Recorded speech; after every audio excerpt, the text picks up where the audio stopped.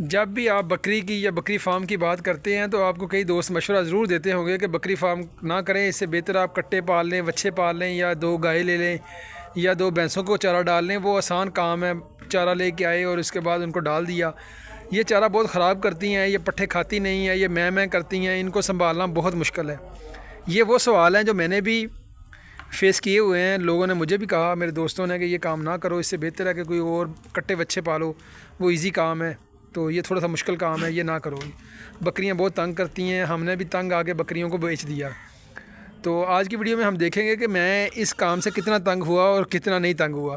یہ سامنے آپ کا میرا فارم ہے، 1 سال ہو گیا میرے فارم بنے ہوئے تقریباً۔ تو اس سے پہلے ہماری بکریاں بھی گھروں میں تھیں، لیکن وہ بھی ہمیں تنگ کرتی تھی۔ وہ اس لیے تنگ کرتی تھی کہ ہم ان کو باندھ کے رکھتے تھے، یعنی کہ اگر ایک بکری ہے اس کو پہلے نمبر پہ تو چارے کا بڑا مسئلہ ہوتا تھا۔ ہم کیا کرتے تھے کہ جو گائے اور بھینس کا چارہ آیا اس پہ کھلی چھوڑ دی، تو اس کے بعد اس کو باندھ دیا، اور کبھی نہیں ٹائم ملا یا نہیں ذہن میں آیا تو اس کو نہیں چھوڑا۔ اس کو کھانے کا بڑا مسئلہ ہوتا تھا، جب ان کو کتر کے پٹھے ڈالتے تھے کاٹ کے اس طرح چھوٹے چھوٹے کر کے، تو وہ نہیں کھاتی تھی کیونکہ ان کی عادت نہیں بنی تھی۔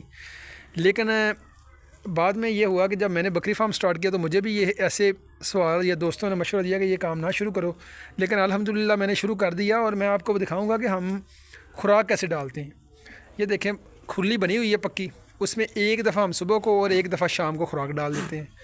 خوراک دیکھیں بکریاں سر اندر کر کے کھاتی ہیں اور سر باہر نکال لیتی ہیں، یعنی کہ ایک جو ہے وہ پٹھا جو ہے نا، ایک چھوٹا سا بھی پیس پٹھے کا ضائع نہیں ہوتا۔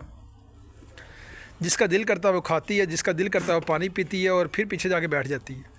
اور جب یہ کھا لیتی ہیں، کافی سارا چارہ کھا لیتی ہیں، اور جو چارہ بچ جاتا ہے گرمیاں ہوں یا سردیاں ہوں، اس کا بہترین حل یہ ہے کہ تھوڑا سا چوکر یا اس طرح میش ونڈا لے لیں اور وہ تھوڑا تھوڑا اوپر ڈال دیں۔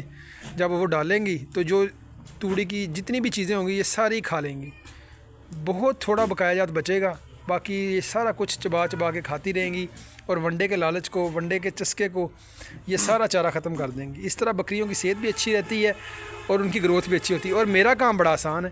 یہی بکریاں میرے پاس اب اس وقت 30 سے 35 جانور ہیں، 15 بڑی بکریاں اور باقی چھوٹے بچے ہیں۔ تو اگر ان کو باندھنا پڑے، ان کو آگے پیچھے کرنا پڑے تو میرے لیے تو بہت مشکل کام ہے، لیکن اس کا بہترین حل ہے کہ اس کو ایک سسٹم کے ذریعے آپ بھی کریں۔ اگر آپ باندھ کے رکھیں گے کبھی بھی کامیاب نہیں ہوں گے۔ ہاں اگر آپ چرائی پہ لے جائیں وہ بہت اچھا کام ہے، لیکن اگر آپ نہیں لے جا سکتے چرائی پہ تو یہ دیکھیں توڑی ونڈا اور ان کو سبز چارہ ڈالیں، اور ونڈا زیادہ ڈالنے کی بھی ضرورت نہیں، سردیوں میں زیادہ ونڈا ڈالیں کیونکہ سردی ہوتی ہے، جانور کمزور ہو جاتے ہیں۔ تو اگر سردی نہیں ہے، گرمیاں ہیں تو جنتر وغیرہ ڈالیں، جنتر میں تو ونڈے کی ضرورت ہی نہیں ہے۔ ہاں تھوڑا بہت ڈال دیں تاکہ یہ جو بقایا بچے ہوئے پٹھے ہیں وہ سارے کھا جائیں۔ یہ دیکھیں میں نے تھوڑا سا ونڈا ڈالا، اب سارے کھا رہے ہیں، اور تھوڑی دیر بعد میں یہ بھی ڈال دوں گا تو یہ انشاءاللہ سارا چارہ جو ہے نا وہ ختم ہو جائے گا۔ یعنی کہ کام مشکل نہیں ہے، مشکل بنایا گیا ہے، یا ہم سوچ کے سمجھ کے کرتے نہیں ہیں۔ جب سوچ سمجھ کے کرتے نہیں ہیں تو ہم کہتے ہیں یہ کام ہی صحیح نہیں ہے۔